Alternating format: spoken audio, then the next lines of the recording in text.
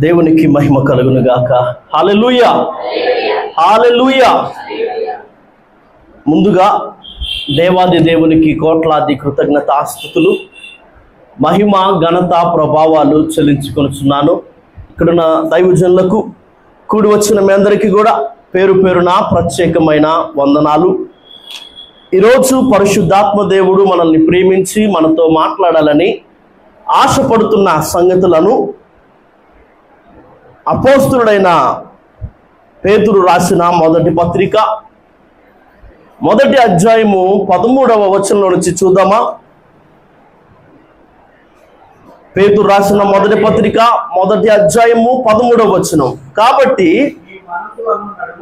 మీ మనస్సు అను నడుము కట్టుకొని నిబ్బరమైన బుద్ధి గలవారై యేసు క్రీస్తు ప్రత్యక్షమైనప్పుడు మీకు తేబడు కృప విషయమై సంపూర్ణ నిరీక్షణ కలిగి ఉండుడి. అపోస్తలుడైన పేతురు దైవావేశము వలన పలికిన ఒక మాట ఏందయ్యా అంటే గనుక, మీరు మీ మనస్సు అనే నడుమును కట్టుకోండి అన్న మాట భక్తుడు మాట్లాడినట్టుగా మనం చూస్తున్నాం. నా మాట మీకు అర్థమవుతుందా? మీ మనస్సులు ఎలా ఉండాలయ్యా అంటే గనుక, అవి చలించేవిగా, అవి చంచలమైనవిగా, అవి చెడిపోయినవిగా ఉండకూడదు. మీ మనస్సులు ఎలా ఉండకూడదయ్యా అంటే కనుక, అవి లోపడినవిగా, అవి లోకపు అర్యాసల చేత కొట్టబడుతున్నవిగా ఉండకూడదు. మరి మన మనస్సులు, మీ మనస్సులు ఎలా ఉండాలంట? కట్టబడినవిగా ఉండాలంట. మన మనస్సులు ఎలా ఉండాలి? కట్టబడినవిగా ఉండాలంట. ఈరోజు ఈ వర్తమానానికి టైటిల్, ఈరోజు మన ధ్యానాంశము మీ మనస్సులను కట్టుకొనుడి. ఈరోజు మన టైటిల్ ఏంటంట? మీ మనస్సులను కట్టుకొనుడి. మీ మనస్సు అనే నడుము కట్టుకోండి అని భక్తుడు మాట్లాడుతున్నాడు. అసలు ఏ ఏ సందర్భాల్లో మనం నడుము కట్టుకుంటాం? నడుము కట్టుకోవడం అంటే ఏంటి? మొదటిదిగా, బరువైన వస్తువును మనం మోస్తున్నప్పుడు మనం నడుము బిగిస్తాం, మనం నడుము కట్టుకుంటాం. అంతేనే కదా? నడుము వదులుగా ఉంటే బరువైన వస్తువులు లేపలేం. సాధారణంగా ఇదివరకు రోజుల్లో అయితే పాతకాలపు పనులు చేసే ఆ క్రమంలో బరువులు మోయడానికి వాళ్ళు ఏం చేసేవారు? నడుము కట్టుకునేవాళ్ళు. ఈ రోజుల్లో ఇప్పటి యువతకు అర్థమయ్యే భాషలు అయితే కనుక, జిమ్ చేసేటప్పుడు ఆ జిమ్లో డెడ్ లిఫ్ట్లను ఎత్తుతూ ఉంటారు. అప్పుడు వాళ్ళు ఏం చేస్తారంటే నడుముకు బెల్ట్ కట్టుకునే వారు దాన్ని ఏం చేస్తారంటే బరువును పైకి ఎత్తుతారు. నా మాట మీకు అర్థమవుతుందా? మీ మనస్సులో అనే నడుము కట్టుకొనుడి. అసలు నడుము ఎప్పుడు కట్టుకుంటామయ్యా అంటే కనుక, బరువైన వస్తువును లేపుతున్నప్పుడు, మోస్తున్నప్పుడు మనం ఏం చేస్తాం? నడుములు కట్టుకుంటాము. అంత మాత్రమే కాదు, వేగంగా పరిగెత్తాల్సి వచ్చినప్పుడు, శక్తికి మించి ప్రయాణం చేస్తున్నప్పుడు మనం ఏం చేస్తామంట? నడుములను కట్టుకుంటాము. అంతేకాదు, యుద్ధం చేస్తున్నప్పుడు, పోరాడవలసినప్పుడు కూడా మనం ఏం చేస్తాం? నడుములను కట్టుకుంటాం. మనస్సు అనే నడుము కట్టుకోవడం అంటే ఏంటి అనే ఒక సంగతిని ఈ రాత్రి పరిశుద్ధాత్మ దేవుని సహాయంతో మనందరం కూడా తెలుసుకుందాం, నేర్చుకుందాం, అలవరుచుకుందాం. అందుకు మనకి 3 పదాలు గుర్తుండాలి. ఎన్ని పదాలంట? మొదటి పదం తీర్మానము. మొదటి పదం ఏంటి? మీ మనస్సు అనే నడుము కట్టుకోండి. అంటే దీన్ని మనం ఎలా అర్థం చేసుకోవాలి అంటే కనుక, మనం ఏం చూసాం? మొదట ఒక బరువైన వస్తువును మోస్తున్నప్పుడు మనం ఏం చేస్తామంట? నడుములు బిగిస్తాము, నడుములు కట్టుకుంటాం కదా. ఈ మాట మనకు గుర్తుండడం కోసం దీన్ని మనం ఎలాగ మార్చామయ్యా అంటే కనుక, తీర్మానముగా మార్చి ఈ రాత్రి మనం ఒక మాటను ధ్యానం చేస్తున్నాం. మనస్సు కట్టుకోవడం అంటే అర్థమైందయ్యా అంటే, కాసేపు ఇటు కాసేపు అటు ఉండడం కాదు, కాసేపు ఇక్కడ కాసేపు ఇంకెక్కడో ఉండడం కాదు. అయితే ఏ చంచలత్వము, గమనాగమనము లేని ఒక స్థిరమైన తీర్మానములో నిలబడమే నడుము కట్టుకోవడం అన్న మాట ఈ రాత్రి నీకు అర్థం కావాలి. అర్థమవుతుందా? మీ మనస్సులు కట్టుకోండి అంటే దాని అర్థం ఏందయ్యా అంటే కనుక, మొదటిది సరైన తీర్మానములో లేదా తీసుకున్న తీర్మానములో మీరు స్థిరముగా నిలబడండి. లేఖనాల్లో మనం ఒకసారి పరిశీలించి చూసినట్లయితే కనుక, మనకి ఎందరో భక్తులు కనిపిస్తారు. ఆ భక్తుల జీవితాల్లోనికి ఒకసారి మనము తొంగి చూసినట్లయితే కనుక వారి తీర్మానములు కూడా మనకు కనిపిస్తాయి.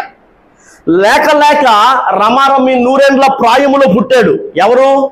ఇస్సాకు. ఈ ఇస్సాకుని ఎగతాళి చేస్తున్నాడని చెప్పి హాగరును ఇస్మాయిలును బయటికి పంపించేశారు. ఎంతో ఇష్టం, ఎంతో గారాబం. కానీ అలాంటి ఇస్సాకును కూడా దేవుని కోసం వదులుకోవడానికి రెడీ అయిపోయాడు. ఎవరు? అబ్రహాము. అసలు ఈ ఇస్సాకును బలిస్తే, ఈ ఇస్సాకు చనిపోతే మళ్ళీ బిడ్డలు పుడతారో లేదో కూడా తెలీదు. ఈ ఇస్సాకును బలిచిన తర్వాత ఇంటికి వెళ్తే సారా ఎలా రియాక్ట్ అవుతుందో కూడా అర్థం కాదు. కానీ వీటి దేని గురించి కూడా ఆలోచించకుండా, దేనికోసం కూడా వెనుకడుగు వేయకుండా అబ్రహాము ఆ పని చేయడానికి నడుం కట్టుకున్నాడయా అంటే గనక దానికి కారణం ఏంటి తెలుసా? అబ్రహాము తీర్మానం ఏంటి తెలుసా? దేనినైనా దేవుని కోసం వదులుకుంటాను, దేన్ని కూడా దేవుని కంటే ఎక్కువగా నేను ప్రేమించును అన్నది అబ్రహాము తీర్మానం.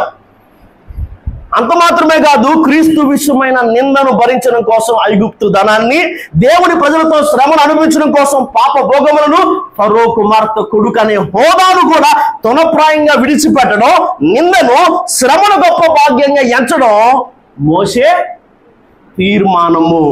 అర్థమవుతున్న మాట? భక్తుల జీవితాల్లోనికి మనం ఎందుకు తొంగి చూస్తున్నామంటే కనుక వారి తీర్మానాలు ఎలా ఉన్నాయి అని అర్థం చేసుకోవడానికే. అబ్రహాము తీర్మానాన్ని చూసాం, భక్తులైన మోషే తీర్మానాన్ని చూసాం. ఎంతమంది నన్ను చూసి వెక్కిరించినా, ఎగతాళి చేసినా, ఈ ఓడను కట్టడానికి నాకు ఎన్ని సంవత్సరాలు పట్టినా, అసలు దేవుడు చెప్పిన ఆ జల ప్రళయానికి సూచన ఈ దరిదాపుల్లో నాకు కనబడకపోయినప్పటికీ కూడా, నా మాట మీకు అర్థమవుతుందా?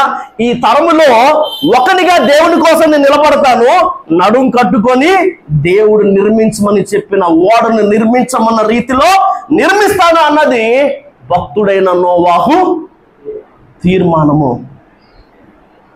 దేవుడి నుంచి మేలేనా, కీడు అనుభవించ తగదా అన్న ఒక మాటను ఆయన అనుమతిస్తే, కీడు కూడా ఆయన్ని స్తుతిస్తూ ఆనందంగా భరిస్తాను. నేనేమైనా ఆయన్ని మాత్రం నేను విడిచిపెట్టను అన్నది భక్తుడైన యోబు తీర్మానము. భర్త చనిపోయినా కానీ, ఏమీ లేని, ఎవరు లేని వృద్ధురాలైన అతతో వెళ్ళిపోతే నా పరిస్థితి అగమ్య గోచరం అని తెలిసినా కూడా, ఏమి ఉన్నా లేకున్నా, ఎవరు ఉన్నా లేకున్నా, ఆయన ఉండే చాలు, నీ దేవుడే నా దేవుడు, నీ జనమే నా జనము అన్నది ఋతు తీర్మానము. ఇలా మన లేఖనాల్లో చూస్తూ వెళితే, గిన్నె అందించేవాడు రాజు ఎదుట దుఃఖముఖిగా ఉంటే అతని ఉద్యోగం పోవడమే కాదు, కొన్ని సందర్భాల్లో అతని ప్రాణాలు కూడా పోతాయి. అయితే ఉద్యోగం పోతుందని తెలిసినా, ప్రాణాలే పోతాయని తెలిసినా కూడా, పాడైన యెరూషలేము ప్రాకారాలు తిరిగి కట్టడానికి ఏం పోగొట్టుకున్నా పర్వాలేదు అన్నది నెహెమ్యా తీర్మానము. ఈ మండుచున్న వేడిమి గల అగ్నిగుండము నుంచి మమ్మల్ని తప్పించి రక్షించుటకు మా దేవుడు సమర్థుడు, ఒకవేళ ఆయన రక్షించకపోయినా గానీ ఈ ప్రతిమకు మాత్రం మొక్కము అన్నది షడ్రక్ మెషక్ అబేద్నెగో తీర్మానము.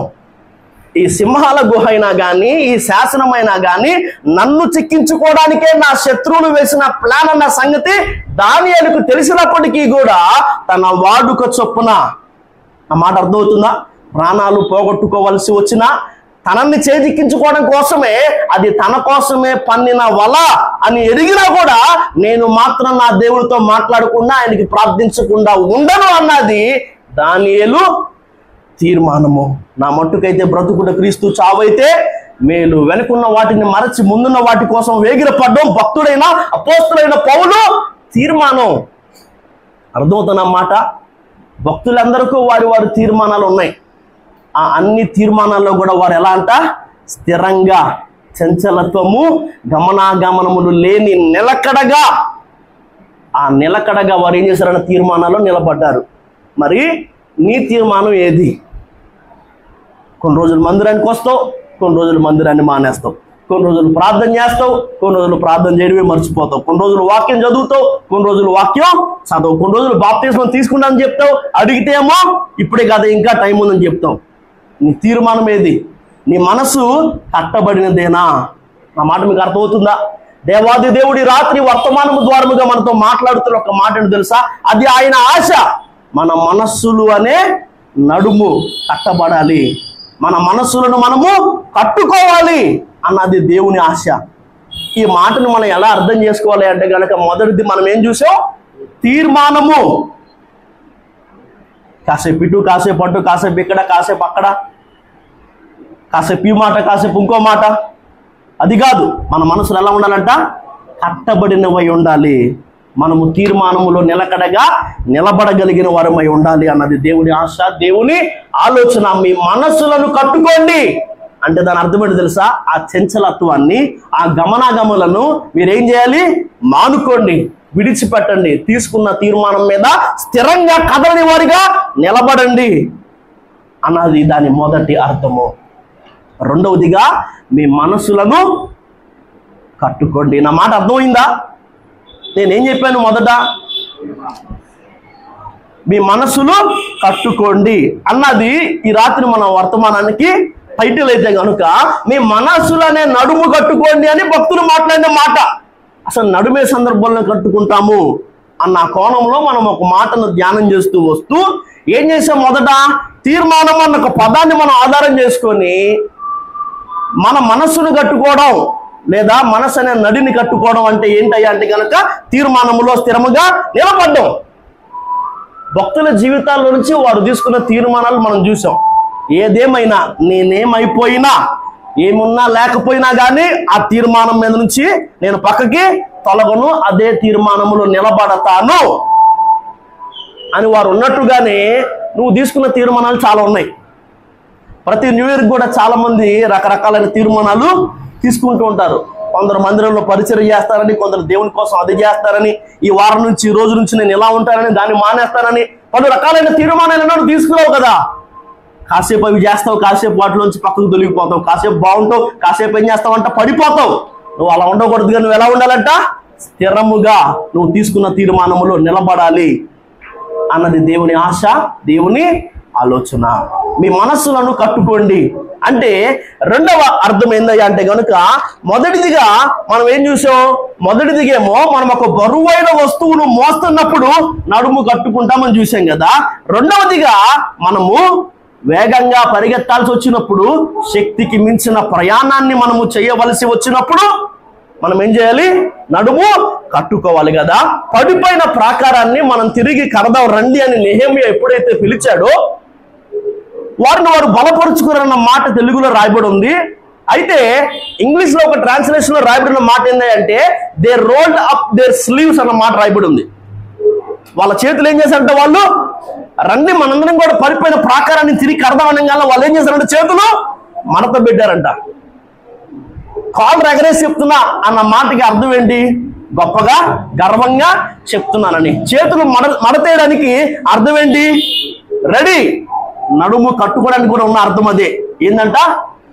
నా మాట అర్థమవుతుందా? నడుము కట్టుకోవడం అంటే దాని అర్థం ఏంటి తెలుసా? సిద్ధముగా ఉండడం. రెడీనెస్ కి అది ఒక గుర్తుగా ఉన్నది. మనము వేగంగా పరిగెత్తేది, మనము శక్తికి మించిన ఈ ప్రయాణం చేస్తుంది దేనికోసమయ్యా అంటే గనక ఆయన్ని చేరుకోవడానికే, ఆయన్ని కలుసుకోవడానికే. యూదా గోత్రపు సింహముగా, పెండ్లి కుమారుడిగా రాబోతున్న మన ప్రభువైన యేసుక్రీస్తు వారిని ఎదుర్కోవడానికే మనం పరిగెత్తున్న దేనికోసం? శక్తికి మించిన ఈ ప్రయాణం దేనికోసం? ఆయన కలుసుకోవడానికేనా? ఆయన చేరుకోవడానికేనా? ఆయన ఎదుర్కోవడానికేనా? లేఖనాల్లో ఒక మాట రాయబడి ఉంది. మత్తయి సువార్త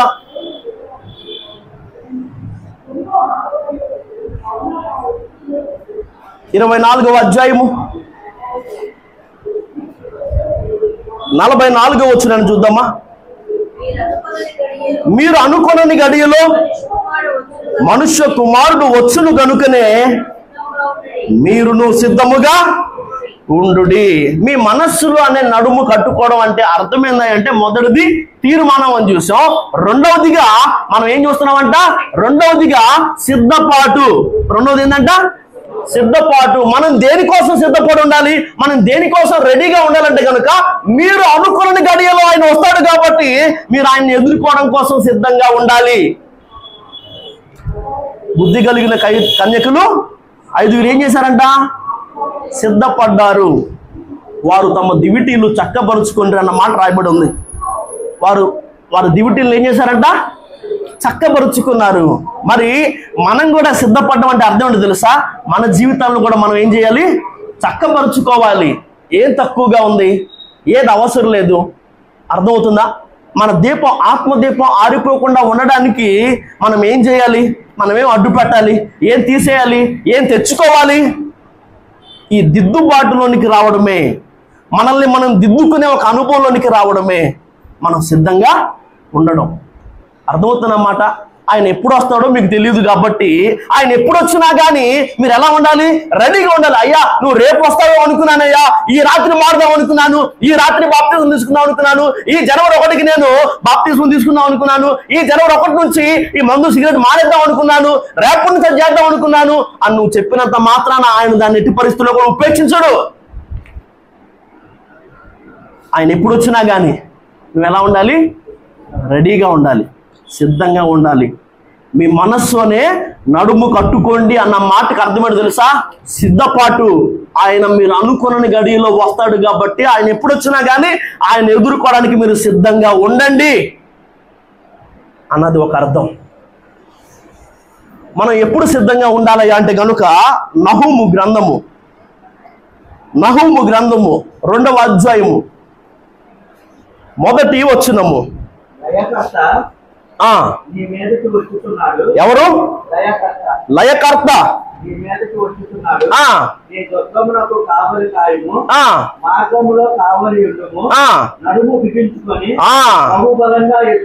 అది మీరు అనుకున్న గడిలో మనుష్య కుమారుడు వస్తాడు కనుక మీరు సిద్ధంగా ఉండండి, రెడీగా ఉండండి అన్నది మొదటి సంగతి. అయితే కనుక ఇక్కడ లయకర్త నీ మీదకి వచ్చుచున్నాడు, నీ దుర్గమునకు కావలి కాయుము, మార్గములో కావలి ఉండుము, నడుము బిగించుకొని బహుబలముగా ఎదురించుము. నువ్వు సిద్ధంగా ఉండాలి. దేనికోసం? ఆయన ఎప్పుడు వచ్చినా కానీ ఆయన్ని ఎదుర్కోవడం కోసం నువ్వు సిద్ధంగా ఉండాలి. అంత మాత్రమే కాదు, లయకర్త, శత్రువు, అపవాది గర్జించు సింహం వల్లే ఎవరిని మృంగుదునా అని ఏం చేస్తున్నాడంట? తిరుగుతున్నాడంట, వెతుకుతున్నాడంట. ఆడు ఏ దారిలో, ఆడు ఎటువైపు నుంచి, వాడు ఎప్పుడు వస్తాడో మనకు తెలియదు కాబట్టి వాడు ఎప్పుడు వచ్చినా కానీ వాడిని ఎదిరించడానికి నువ్వు సిద్ధంగా ఉండాలి.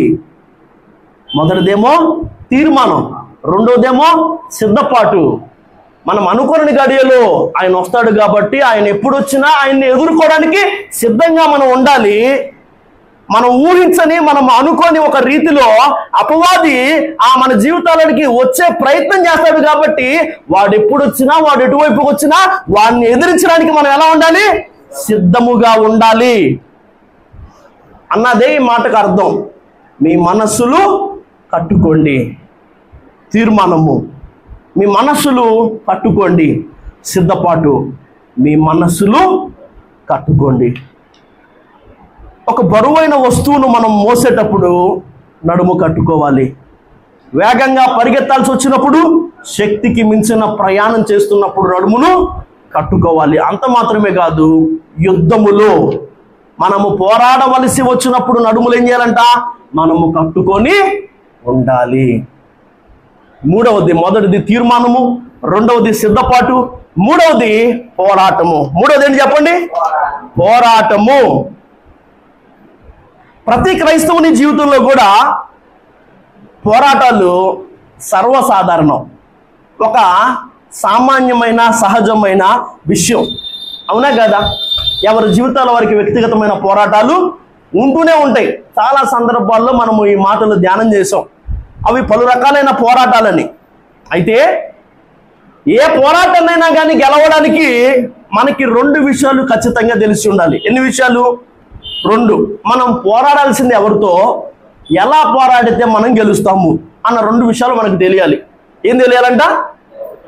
మనం అసలు పోరాడుతుంది ఎవరితో, 2 ఎలా పోరాడితే గెలుస్తాము అన్న సంగతి మనకి మొదటిగా తెలియాలి. మీ మనస్సును కట్టుకోండి అంటే దాని అర్థం, 3వ అర్థం ఏంది అంటే కనుక మీ మనస్సు అనే నడుము కట్టుకోండి అంటే కనుక మీరు ఏం చేయాలంట? యుద్ధానికి సిద్ధం కండి. అసలు మనం పోరాడాల్సింది ఎవరితో, ఎలా పోరాడితే మనం గెలుస్తాము అన్న కొన్ని సంగతులు ఉన్న సమయాన్ని బట్టి మనం తెలుసుకునే ప్రయత్నాన్ని చేద్దాం. మొదటిదిగా కొరింథీయులకు రాసిన మొదటి పత్రిక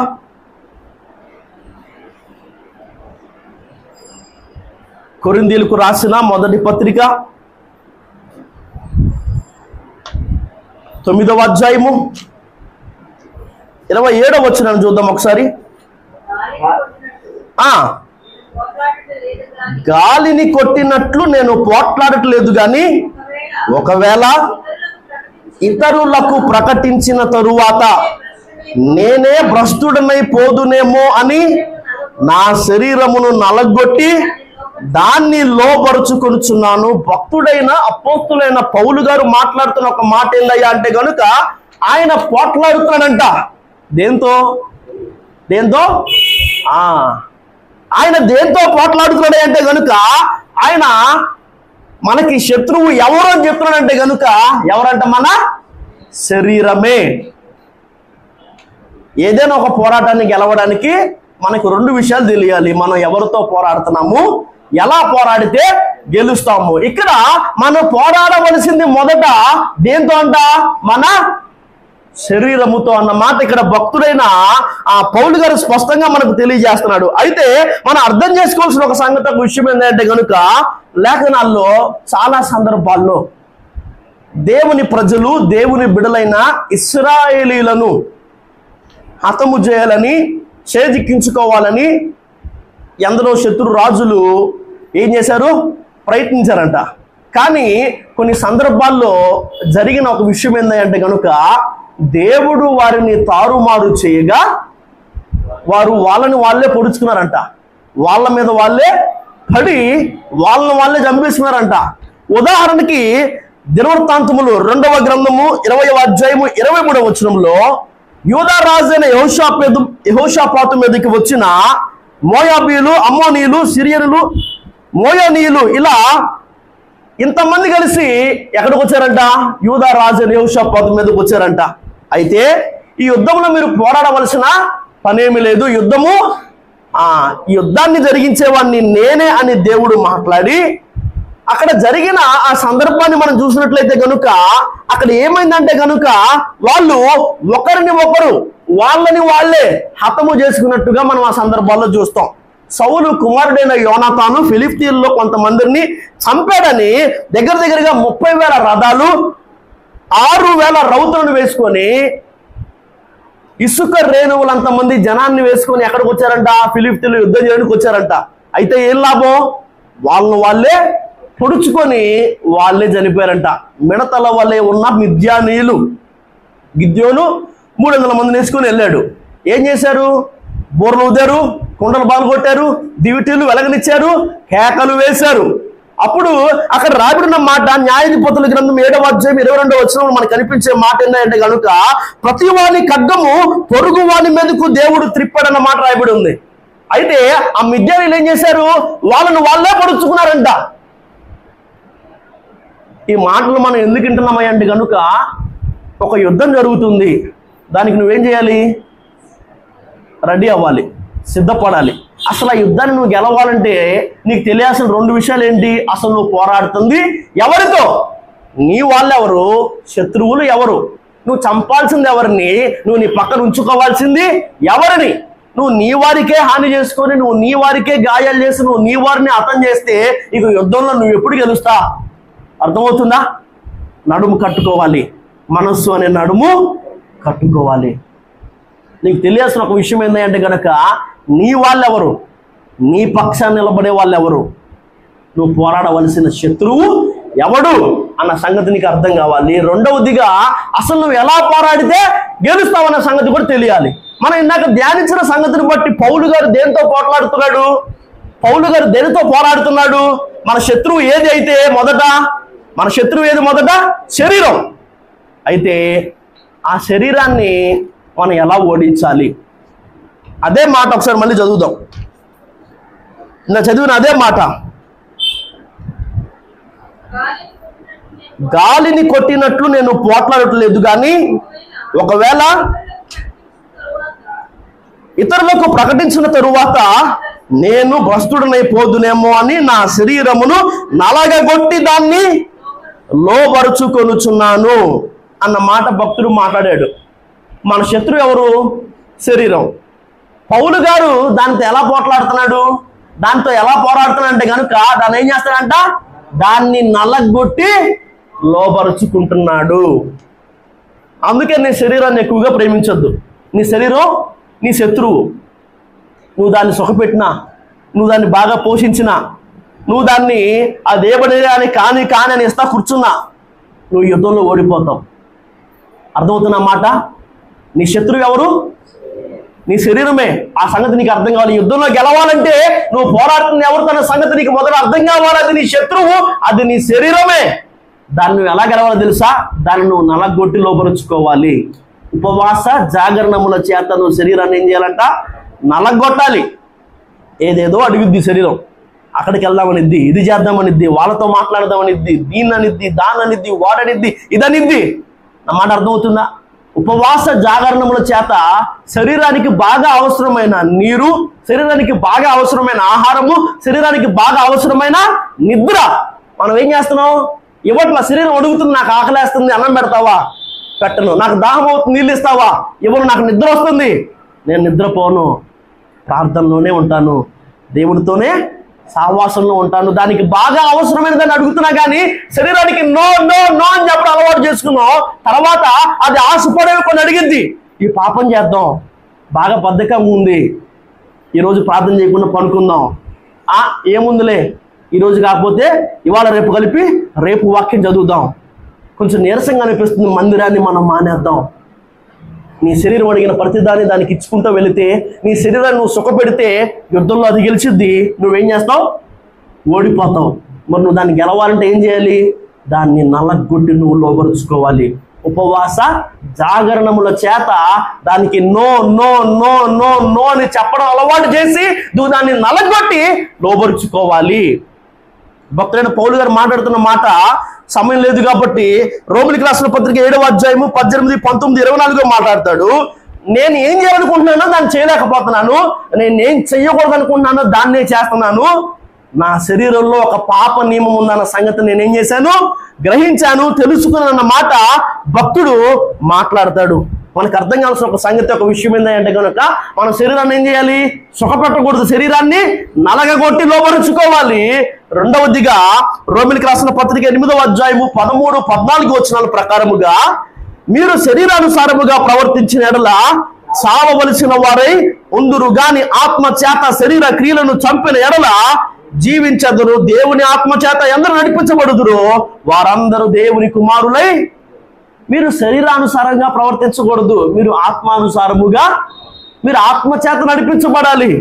మీరు ఆత్మ చేత శరీర క్రియలను చంపాలి. మొదటిదేమో శరీరాన్ని నలగొట్టి దాన్ని లోపరుచుకోవాలి. రెండవదేమో ఆత్మ చేత మనం ఏం చేయాలి? శరీర క్రియలను చంపాలి. ఆత్మచేత నడిపించబడ్డం, ఆత్మచేత అభిషేకించబడ్డం, ఆత్మచేత నింపబడ్డం, శక్తి, సహాయము, స్వభావాన్ని గురించి మనం ఎన్నో సందర్భాల్లో ధ్యానం చేస్తూ ఉన్నాం కదా. మనము ఆ పరిశుద్ధాత్మ దేవుని శక్తితో ఏం చేయాలంట? శరీర క్రియలను చంపాలి. అప్పుడు మనం దాని మీద గెలుస్తాం. మొదటి శత్రువు ఎవరు? శరీరం అని చూసాం. త్వరగా నా మాటలు ముగిస్తాను. రెండవ శత్రువు హెబ్రీయులకు రాసిన పత్రిక 12వ అధ్యాయము 4వ వచనం. హెబ్రీ పత్రిక 12వ అధ్యాయము 4వ వచనం. మీరు పాపముతో పోరాడుటలో రక్తము కారునంతగా ఇంకా దానిని ఎదిరింపలేదని భక్తుడు మాట్లాడుతున్నాడు. మనం దేనితో పోరాడుతున్నామంట? పాపముతో. మొదటేమో మనం శరీరముతో పోట్లాడుతున్నాం. రెండవదేమో మనం పాపముతో పోట్లాడుతున్నాము. ఇప్పుడు మన శత్రువు ఎవరు? పాపం. శత్రువు ఎవరో తెలుసుకోవాలి. మొదటి విషయం, ఎలా పోరాడితే గెలుస్తామో అర్థం చేసుకోవడం రెండవ విషయం. ఇప్పుడు మన శత్రువు ఎవరని తెలిసింది? పాపము. పాపం అంటే ఏంటి? ఆజ్ఞ అతిక్రమణ. యోహాను రాసిన మొదటి పత్రిక 3వ అధ్యాయం 4వ వచనం ప్రకారముగా ఆజ్ఞ అతిక్రమించడమే పాపం. అదే యోహాను మొదటి పత్రిక 5వ అధ్యాయము 16వ వచనం ప్రకారముగా సకల దుర్నీతి కూడా పాపము. యాకోబు పత్రిక 4వ అధ్యాయము 17వ వచనం ప్రకారముగా నేలనేది చెయ్యనెరిగియో అలాగూ చేయకపోవడం పాపం. మొదటి సమూయేలు గ్రంథం 12వ అధ్యాయం 23వ వచనం ప్రకారముగా ప్రార్థన చేయకపోవడం పాపం. సామెతలు 24:9వ వచనం ప్రకారముగా మూర్ఖుని యోచన పాపము. రాసుకునే వాళ్ళ కోసం మళ్ళీ చెప్తున్నాను చూడండి. 1 యోహాను 3:4, 1 యోహాను 5:16, యాకోబు 4:17, 1 సమూయేలు 12:23, సామెతలు 24:9. ఆజ్ఞ అతిక్రమణ పాపము, సకల దుర్నీతి పాపము, మేలైనది చేయనెరిగి అలాగ చేయకపోవడం పాపం, ప్రార్థన చేయకపోవడం పాపం, మూర్ఖుని యోచన పాపం. మన శత్రువు ఎవరో ముందు మనకు తెలియాలి. మన శత్రువు పాపం. పాపం అంటే ఏంటి? ఇంతవరకు మనం చూసాం కదా ఇవన్నీ కూడా. అయితే మనం ఆ పాపంతో ఎలా పోరాడితే గెలుస్తామన్నది రెండో విషయం. అంతేనా? మనం ఆ పాపంతో ఎలా పోరాడాలి? మనం ఆ పాపంతో ఎలా పోరాడాలి అంటే కనుక మనం ఆ పాపాన్ని అసహించుకొని దాంతో పోరాడాలి. పాపాన్ని ఏం చేయాలంట? ఏది పాపమో మొదట తెలుసుకుందాం. ఆ పాపంతో ఎలా పోరాడితే గెలుస్తామంటే ఆ పాపంతో మనం ఏం చేయాలి? ఆ పాపాన్ని మనం అసహించుకోవాలి. నువ్వు యథేచ్ఛగా, నువ్వు చక్కగా దాంట్లో ఎంజాయ్ చేస్తా నువ్వు పాపం చేస్తున్నావు, పాపంలో పదే పదే పడుతున్నావు. అయ్యా నేను లేవలేకపోతున్నాను, అయ్యా నేను గెలవలేకపోతున్నాను, నన్ను రక్షించవా, నన్ను లేపవా, నన్ను కాపాడవా, నన్ను నిలబెట్టవా అంటే అది వేషధారణ. పాపం చేసినందుకు నీకు ఏడుపు రావాలి. పాపం చేసినందుకు నీలో పశ్చాత్తాపం పుట్టాలి. నా దేవుడు నేను బాధ పెట్టానే అని నీ మీద నీకు అసహ్యం రావాలి. ఇంకోసారి దాన్ని చేయకూడదన్న కసి దాంట్లో నుంచి నీకు పుట్టుకు రావాలి. అది పాపం మీద అసహ్యం ఉంటే నువ్వు చేసే పని. కానీ పాపాన్ని ప్రేమిస్తా నువ్వు దేన్నైతే ప్రేమిస్తున్నావో దాంతో పోట్లాడలేవు, దాంతో పోరాడలేవు, దాన్ని గెలవలేవు. మొదటి శత్రువు శరీరం, దాన్ని నలగొట్టి లోబరుచుకోవాలి.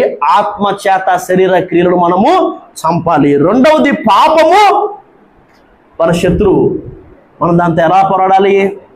దాన్ని అసహించుకొని మనం దాంతో పోరాడాలి. అయ్యా పాపం చేశాను క్షమించయ్యా అని మనం ఏం చేయాలి? కప్పుకోకూడదు, ఒప్పుకోవాలి. ఆయన కృపను కోరాలి, ఆయన రక్తంతో కడగమని అడగాలి. మాట మీకు అర్థమవుతుందా? మళ్ళీ అదే పాపంలో పడకుండా ఆయన సహాయంతో మనం ఏం చేయాలి? నిలబడాలి. ఆ తరువాత మూడోది చూద్దాం మనం ఒకసారి. ఎఫెసీయులకు రాసిన పత్రిక 6వ అధ్యాయం 11వ వచనం.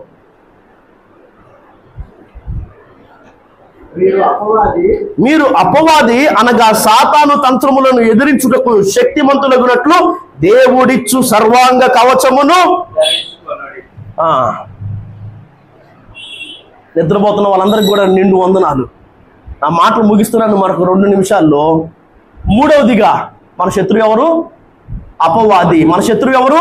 సాతాను. ఒక పోరాటంలో గెలవడానికి మన శత్రువు ఎవరన్న సంగతి మనం తెలుసుకోవాలి. ఆ తర్వాత రెండవది ఎలా పోరాడితే గెలుస్తామన్న సంగతి మనకు అర్థం కావాలి. మొదటి శరీరం చూసాం, రెండవది పాపం చూసాం, మూడవది అపవాది. వాడు మన శత్రువు. మనం వాడితో పోట్లాడాలి, మనం వాడితో పోరాడాలి. అయితే ఎలా పోరాడితే వాడిని మనం గెలుస్తాము? శత్రు బలం ఏంటి? శత్రు బలము అబద్ధము. వాడు అబద్ధికుడు, అబద్ధానికి జనకుడు. వాడి బలం అది అబద్ధం. 2 వాడు దొంగ, దోచుకుపోవడానికే వస్తాడు. 3 వాడు శోధకుడు, శోధిస్తాడు, టెంప్ట్ చేస్తాడు. మొదటిది ఏంటంట? అబద్ధాలు చెప్తాడు. ఈ పండు తిన్న దినమున నిశ్చయముగా నువ్వు చస్తావన్నది సత్యం, నువ్వు తింటే చావనే చావన్నది వాడు చెప్పే అబద్ధం.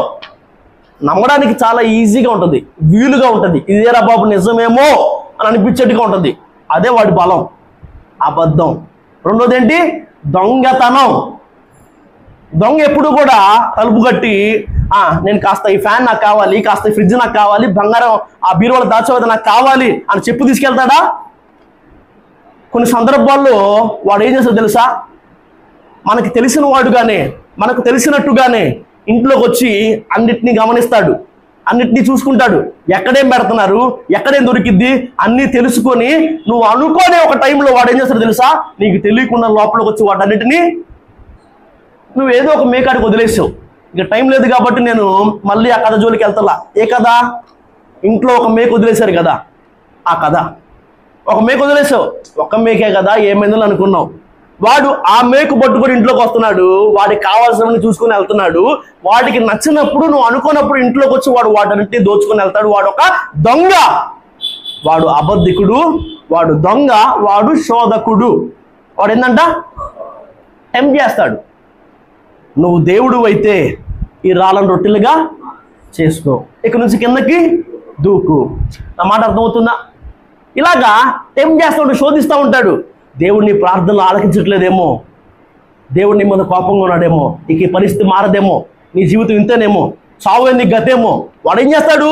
టెంప్ట్ చేస్తూ ఉంటాడు. అపవాది తంత్రాలన్న మాట రాయబడి ఉంది. తంత్రము, వాడు గోరులతో గెరడు, వాడు గొంతు పిసగడు, వాడు గుండెల మీద ఎక్కి తన్నడు, వాడు ఏంటి తంత్రాలు. స్పిరిచువల్ రెలంలో ఉండేది అటాక్ అంతా వాడిదంతా.